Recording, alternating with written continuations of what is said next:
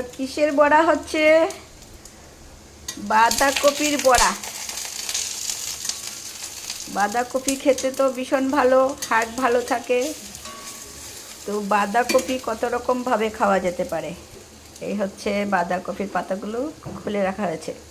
আর এখানে বেসন দিয়ে বাঁধাকপি কুচি করে কেটে একটু ভাপ দিয়ে সব মশলা, লঙ্কা, লবণ সব দিয়ে এগুলো মাখা হয়েছে বেসন দিয়ে। এই হচ্ছে বড়াগুলো। গরম গরম ভাতের সঙ্গে ভীষণ ভালো। বড়াগুলো আবার আলু দিয়ে ঝোল করা যায়, বাঁধাকপির তরকারি, বাঁধাকপির পরোটা, কত রকমভাবে খাওয়া যেতে পারে। খাওয়ার কোনো শেষ নেই, যে যেভাবে খেতে পারে খুব ভালো হয়। বড়াগুলো ভীষণ ভালো, চার সঙ্গেও ভালো হবে, আবার গরম গরম ভাতের সঙ্গেও খুব ভালো হবে খেতে। এই তো অনেকগুলো হয়ে গেছে অলরেডি। এইখানে দেখো বাকিগুলো হচ্ছে, আর একটু হবে।